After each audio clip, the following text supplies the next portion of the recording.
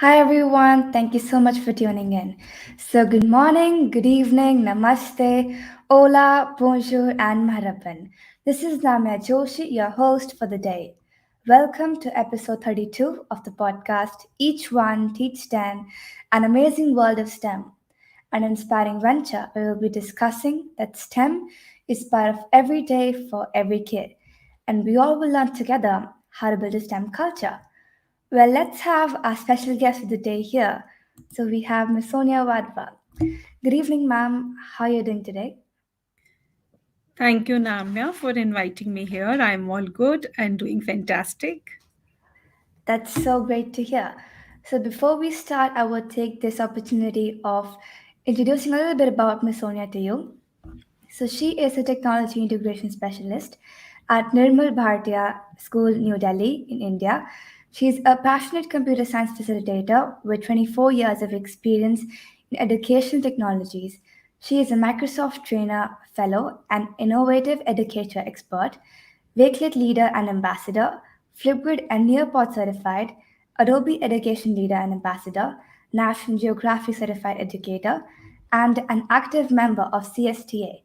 And to know more about you, we would love to also know about what work you're doing, ma'am, and our audience waiting here want to eagerly know about you. Well, Namya, you have talked so much about me. I just want to add a few things. As you said, I'm a passionate educator at heart and I love to teach my subject. I love learning every day, and I'm fortunate to be a computer sciences facilitator as my subject gives me that scope and pace to learn many more things and creates opportunity to do that, to learn new things every day. I love working on innovative projects with students. I love writing poems and articles, and most of my work is in Hindi. I have a blog of my Hindi poems with the name Poetry for Kids. In the recent past, specifically in the last 3 to 4 years, I have developed a special interest in curriculum designing, content writing, design thinking, and developing innovative digital pedagogies. I also, during the pandemic, explored this skill of book writing. I have written two books in last 2 years, one on mathematics and computational thinking, and one on AI. And talking more about me, I am really passionate about quality education. And I want to ensure that in my capacity, whatever best I can do to help children get quality education, and by providing them a lot of exposure and opportunities, I always try to do best by them and create such opportunities. That's so motivating to hear, ma'am. And talking about the pandemic, I think everyone has experienced and explored their own skills, and that's so lovely to hear about your skills. And I would drop down the details about your like poetry and also your books in the chat box, people to view them and learn more about your work.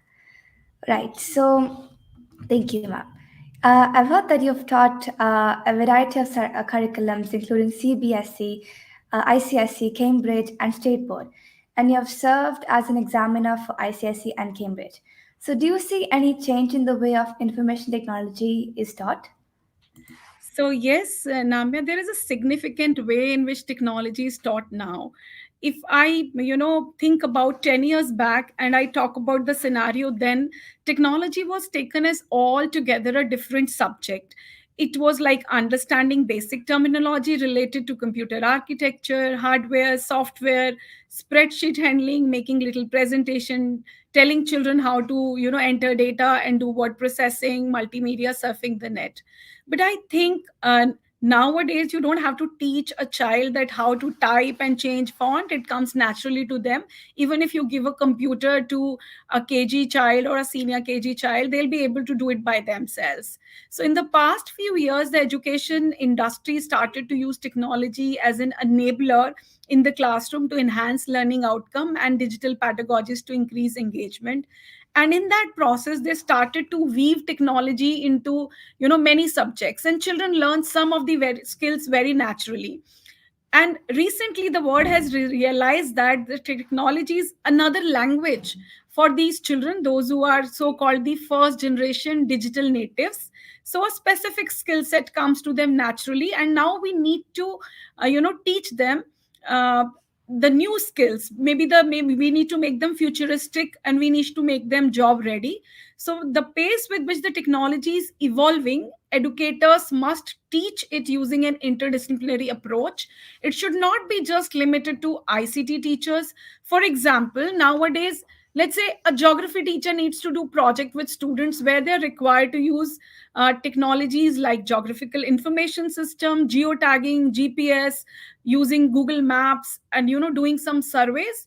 So they need not to be dependent on ICT teachers. So technology should not only be taught by ICT teachers, it has to be interwoven into different subjects. For example, if you are a maths teacher and you are teaching area concepts like area, perimeter, symmetry, pattern, and you want to make the learning everlasting, and you want to leverage Minecraft to do that, let's say, to not only to bring in the gamification element, but to enhance the computational thinking, design thinking, coding skills, and to do interdisciplinary studies, then you should be doing it by yourself. So language teachers, like for example, if they want to use graphic analyzer or blog writing practices to enhance language skills, so they should be able to bring technology into the classroom. So I would like to say that the major change that has come is technology is no more a prerogative for the teachers to deliver and bring the requisite skills to students. It has to be interwoven in all the subjects, and all subject teachers should leverage technology and should be able to empower students to be future ready with these skills which technology enables them with. Right, and I think I agree with that more the way. And I also believe that, like you said right now, nowadays technology is coming naturally, like you said. And like that's really agreeable that there's no need to tell people how to type now because they've seen their parents doing that, like many people around the home, so they can naturally learn that skill. So that's why we all need One to thing like more, get this. Namya, I would like Yes, to add here. sure, Like ma'am. NEP has recommended that students going to school must have a sound knowledge and understanding of the requisite skills which we see that future jobs would require. So nobody can predict what jobs will be there 5 years down the line, 10 years down the line. There is a certain skill set which all of us can predict, and very strongly NEP has recommended that those skills should come down to schools, like understanding of AI, machine learning, data sciences, cyber safety, and security. So, if only a certain set of teachers would teach technology, and that to be just 1 or 2 periods in a week, I think this dream of making our students ready with futuristic skills can never be fulfilled. So, all teachers have to pitch in. They first have to make themselves a friend with technology. They first have to be confident about using, and then they need to bring in these into their teaching practices so that these skills seamlessly go to our students. That's what I feel. Right, and then we'll have another friend in the list that's technology. So, Yeah. yeah, so that's really pronounced, ma'am, that we need to have interwoven technology into every subject because it's not just like technology is technology subject. Like in many schools nowadays, and since a long time, we've been having technology coming into like every subject. Like I've experienced that, like in geography, like you mentioned. So we had a holiday homework where we were supposed to like create a presentation and research about different swamp plants of the world. And that's when like it was not just about searching about technology and geography, but like intervening the connection between them and then submitting. And this way it does become interesting because we have to make something from our creativity, and that helps us to enhance the 4Cs as well.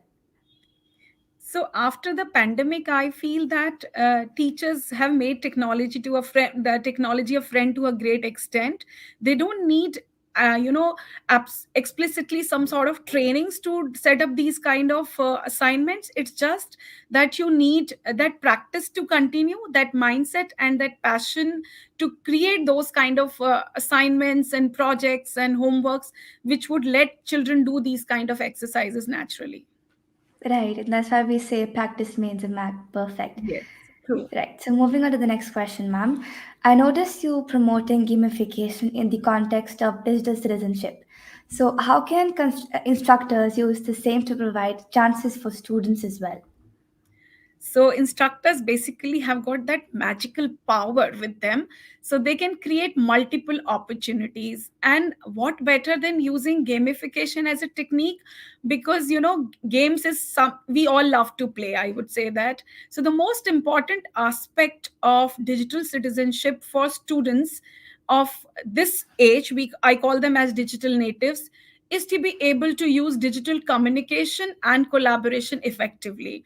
So if I have to ensure that my children communicate and collaborate very well in digital space, and they are not just the consumer of technology but also are empowered to create beautiful technologies to solve real life problem, so it is my duty to give them those kind of opportunities, and also to make sure that they're aware of their rights and responsibilities and laws about their safety in the cyberspace, plus the safety of others in the cyberspace. I used gamification to a great extent in this context. To give a few example, a few years back, I did a global project called Mission C2, where C2 stands for either create or credit. So children were supposed to dodge plagiarism and promote academic integrity. And we ensured that through the project, the original thinking was promoted. So children came up with original artwork, with original blogs, with original games. So everything which was created as a part of that project was original. So it was mission C2. Either you create, and if you are taking something from anywhere, then you well cite your references, you well do your research, and then you cite all the requisite resources. So that's how I bring in the element of gamification. We made a fun app to see how well people understand about plagiarism. Then I use Minecraft, Scratch, and MIT App Inventor and encourage students to make original games and application to solve real world problems. Recently, my students made an e-safety guide of 7 episodes where we highlighted the significant threats and opportunities in cyberspace to bring awareness.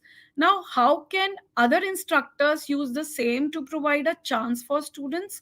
So you can basically link gamification in every context. For example, if you are a science teacher and you have done the food chapter, let's say in grade 6, you tell children that you are learning scratch in your computer classes. Why don't you make a game which classify food? So let's say from top some objects are falling. So if that object is an apple, so make sure there are 5 buckets at the bottom, and the game player drag in the right bucket to capture that apple. So if it has to go in the uh, protein, or if it has to go in carbs, or if it has to go in fat, so if you put it in the right bucket, your score increases, and if you don't, your score decreases.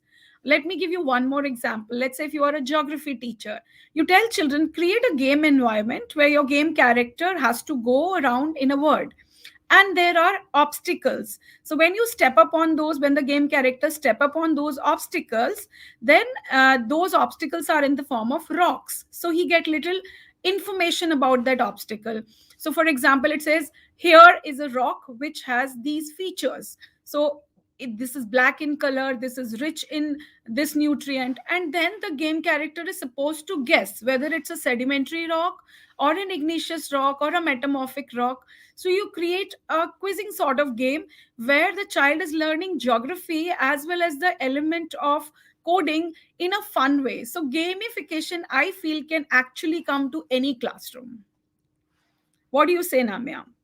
Right, and I like agree upon it. Like, I mean, gamification and digital citizenship can never be separated, because I'm really absorbed into the idea that you were talking about of classifying food and geography, and I think this is what every teacher should use in the classroom, and in a way we're trying to create opportunity for students to learn, and if that also brings up a spark in their mind, they can also start creating such content for teachers who are not able to do such things but can find that available online and can use that for students in the classroom.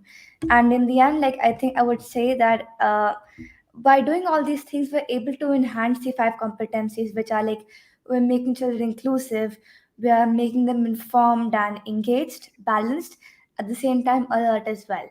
And that's all of them makes them an impactor. So I think if teachers are able to spark the ignite in them, then they themselves can also become an impactor. And I'm seeing like many teachers doing that right now. And you here like, is a very big example, ma'am.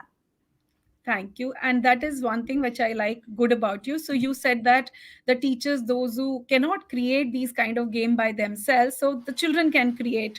So this is where, collaboration comes in. You are empowering students, and students are creating the resources which teachers will later use in their classroom, and they will act as life example, because teachers would say they are being created like students like you. So the next batch will take the standards little higher, because you are showing them some good products and you are setting examples in front of them. So I really feel that's a very good thought, that teachers can leverage these resources. Right, ma'am. So, coming upon the next question, I would like to ask you that how can educators combine SDGs and STEM?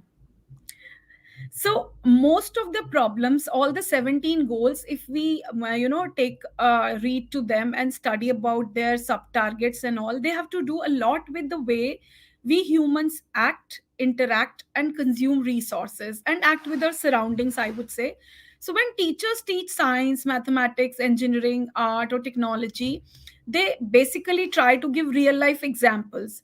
Now if they try to mold their examples in such a way, uh, for example, if I'm a science teacher and I'm teaching about energy topic and discussing sources of energy, renewable, non renewable, sustainable, so then I can easily bring in I can create opportunity to discuss about goal number 7, 12, and 13, how the responsible consumption should be, what are the clean sources of energy, how we should take action for climate.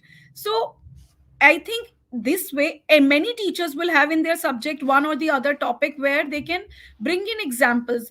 Another example could be, if, for example, you are a maths teacher and you are teaching multiplication, and you tell them that even one house, one person wasted this much food in a party, or if there were 50 people and they also wasted similar amount of food, how much food is being wasted. And then you want to bring in zero hunger over there, and you tell them, see, there are so many people, those who go empty stomach, uh, and they don't have even two times meal. Why the food should be wasted? Similarly, maths teacher can, into the senior classes, they can ask them to calculate carbon footprint and then come to responsible consumption of energy. So other way, this is one way where we can seamlessly do, we don't have to do anything out of the box. It's just that teachers have to that mindset that whenever I'm quoting real life examples in my classroom, I would remember that I should be able to make them familiar with one or the other SDG goal. Second way is, if you want to go an extra mile, you can bring in themes month wise. So for example, that's what I did in my previous school. So every one month we would have one SDG goal as a theme, since there were just 12 months. So in some of the months we would have two SDGs where there were more working days. So first 15 days, one SDG for the month, and second SDG another. And we will try to see whatever all subjects are doing, how can we relate the activities to that SDG. So for example, if the theme of the month was, as I said, zero hunger, then maths teacher could ask them to calculate food wastage. English teacher can ask them to write a poetry on hunger around me. Many things. Hindi teachers could, ask them to write an article, show them a movie and about targets and sub targets of that goal, and tell them, this is, there's so much poverty, there is so much, people are going, people don't have food to eat. What do you think? What are your thoughts? So they can give them picture composition. So that is another way of doing, by picking up subject specific themes, like as you take one SDG as a theme of your month, and weave all activities around that theme. So there are many ideas. You just need a heart to do that, a passion to do that. I'm sure there are multiple opportunities available. These all ideas are so influencing, ma'am. And in the end, like you said, passion is all you require. Doesn't matter upon like the time that you have. You have a busy schedule. If you have a passion to do something, you can do anything at any time. And that also reminded me of one of the projects that I worked upon. So I'd like to share that with you, ma'am. So it was basically like you talked about energy, and also I worked on a project that was how can we solve the problems of waste in our local landfills using STEM and design thinking, which involved the SVG course. So basically, we were supposed to choose one of the topic and create, like probably if I chose the topic of let's say, um, Okay, then I'm going to choose about how can I work upon the problem of, let's say, birds and vectors. We can see like lots of birds coming up in the garbage area and picking up the trash, and then they eat that, and by mistakenly, if they take that something that is not good for their health, they die. So if I take up that problem, I'm supposed to work upon that, and then I have to take out the solution on what could we do, like to prevent that problem, and then interlink that with the SDG goals. Certain ways, like I created 9 problems, and I told my members to like go ahead and choose one of them and create a solution for that. That helped us to have better team collaboration, think about the problems in scientific way, research about them, and then come up with a solution that is linked with one SDG goal. That's what reminded me of one of the project I worked upon by hearing your ideas, which are completely awesome, ma'am. So this is also so inspiring to hear that at such a tender age, you are not only yourself doing good job, but empowering your fellow, friends also, those who work with you in team. So that's so good to hear, Namya. Thank you so much, ma'am. So I have a fun question for you, ma'am. Like, is there any childhood memory that you would like to share with us?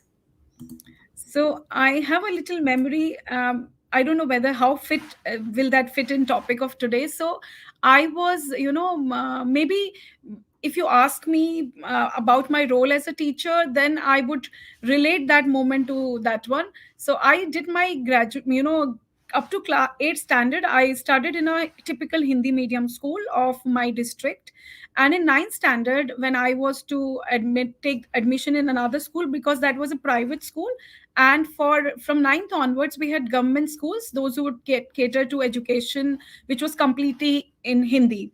So at that time, and those government schools, girls would go in typical that red uniform, tying their hairs, make 2 night pleats, and with that red ribbon put on. So I could not imagine myself in that uniform.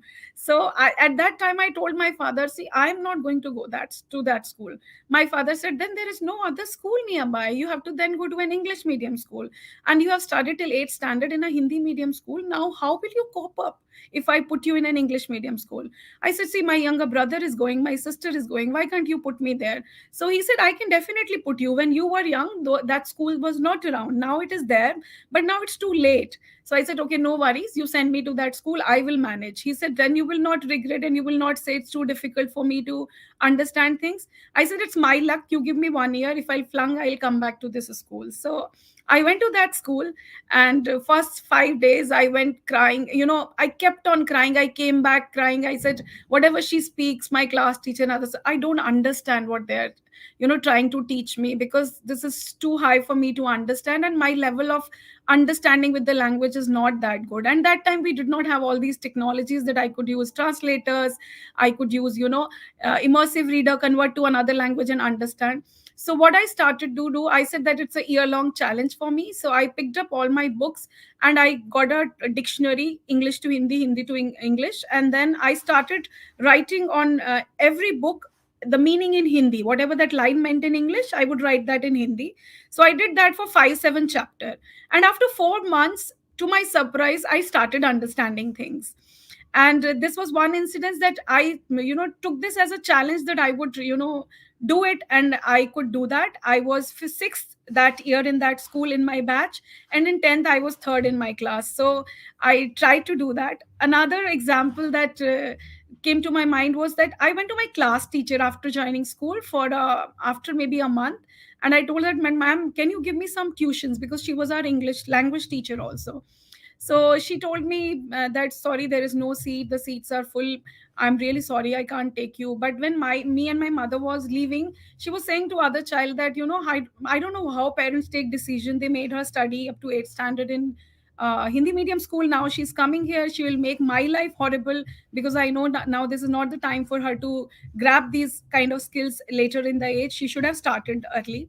So I was really very mindful that I have to prove everyone that if you decide something, nothing is impossible. So even the word impossible itself says I am possible, and I made it happen. And when I reflect back this journey, I feel accomplished. I feel that yes, if one has strong determination, you can actually do anything. I mean, I just say one thing that reminds me of this, that challenges are what makes life interesting, and overcoming them is what makes them like makes our life meaningful. And that's all. Like, your story is so inspiring, ma'am, for millions Thank of people to hear them and listen to them. Because I've heard about people like getting discriminated because of Hindi medium or English medium. That hasn't happened in English medium, but happens more in Hindi medium, because then they like start thinking that they're inferior to them. But when you prove them wrong, is what gives you a feeling of accomplishment, and that's so lovely to hear, ma'am. thank you, Namya. Right, ma'am. So, coming upon the next question, ma'am, you measure your success by the achievements of your students. So, what role can educators play in ensuring a brighter future? So I think educator has got that magic wand from God that if you touch any child with a pure intent and with pure love and passion, you can actually make them do anything. You can every child is born with a unique talent. We educators have those special eyes. I would say that we can identify that talent and we can also help them achieve their potential or work to their potential. So when it is. I was from the beginning very passionate about this profession which I chose. So it was not that I came here accidentally or something. So I love teaching from the beginning, but my perspective about teaching and helping children was little different until I went for this National ICT Award jury meeting. It was way back in 2014. So my the judge asked me that you have done wonderful work. So your presentation was awesome, but this is what all you have done, what your students have done, what changes you have bring in their life, like how you have made a difference over there. Can we see some of your students work? Like, where are they, what are they doing? You have some exceptional examples that stuck me so close to my heart, that so yes, this is the real my achievement. What I am doing, I have lived my life. Like, now what my students would do, how I would empower them, that is going to make a difference. So I started creating opportunities. I'm proud to say that my students are studying in the best universities of the world. I guide them, I take them to world robotics olympiad, I take them to in international informatics olympiad, I take them to TCS quiz, I create multiple opportunities, help them prepare for international projects, international there are many competitions. So I make sure that I take them to a level where when they cherish back, when they see their life, they cherish those moments where they work together with me, and we together went an extra mile, and I help them to realize their potential and take their skills to the next level. So that's, I would say that all the teachers have that power. It's just that you need to think in that line and see how can I help this individual to do little more from what he or she is presently capable of. And I'd say that's what makes a really good teacher, who is not just thinking about teaching, but think about how students could learn from her in a better way, and how could students come forward and then become influencers. Yeah. Right, ma'am. So, another question here. What do you like to do when you have to rejuvenate yourself, like when you have to relax yourself?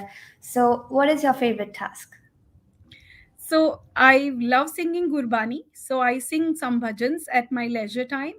And I also, I can't, if I have a PC in front of me or a laptop, I can't resist myself. So I would try to search about new things. So that's why I don't feel tired, because my work is my passion. So I'm very passionate about seeing how new technologies make our life easier. So whenever I have little time at peace, I do research on new technologies, and to relax myself, I can do window shopping and I can sing bhajans. That's what I would like to say that. And I will think what next competition I can create in the school which will involve many students and they will learn a new skill. Wow, that's amazing. Like, means you're working when you're rejuvenating yourself as well. That's so productive. Yeah. Right, ma'am. So, if I have your permission, can I please show a few of the comments and questions if anybody has in the chat Yes, please. box? Yes, please. Sure, ma'am. So, we have Nida Shiba here, and she's very excited to be here. Yeah. Good to hear that. Thank you, Nida. Then we have Miss Monica Joshi. She's also very excited to be here. Thank you, Monica. Then we have Mr. Andy Knieven. He's also pretty, uh, like he's from Indiana, USA. So he's here joining us, listening to us today. Thank you so much for joining. Thank you, sir. Thank you for joining. And Ms. Monica says that integrated learning is need of the hour right now, like you said. Very rightly said. And Mr. Andy also says that great to use and leverage technology to make learning opportunities available that otherwise would not be possible. Yes. We also have Vinayak Kashu. Thank you so much for joining. Then okay, we also have Apliadi. I think that's one of my friend at school. Thank you so much for joining. Thank you joining. Thank you for joining, Beta. Thank you. And then we have Monix, and thank you so much for joining. That's a really lovely username. Mhm. We also have one of my teacher at school, Miss Savita. Thank you so much for joining, ma'am. Thank you, ma'am. Thank you for joining. So Apriari has a question that how do you manage family time and work time? So I think if you plan your day well, then you have 24 hours are good time. That's how I keep telling my children. So at night I plan my next day. So for example, today it was my holiday, but this is the fourth session of the day when I am interacting with you, Namya. So I knew that it's my day off from school. So in the morning, I whatever pending works I had to do related to my family engagements or my household works, so I planned my day like that. So that's my suggestion, that if you plan your day before going to bed the next day, there is no problem. You have all the good time to manage your time, with make a balance between work and family. And as I said, during the leisure time also, I love to explore new technologies, so half of my work gets done when I'm relaxing. So I enjoy what I do. That's so great to hear. I hope Apriari that's answer for the question. And then we have Mr. Barry Mock joining us. Thank you so much for joining, sir. And yeah, I Thank you for think that that's nice all. message also.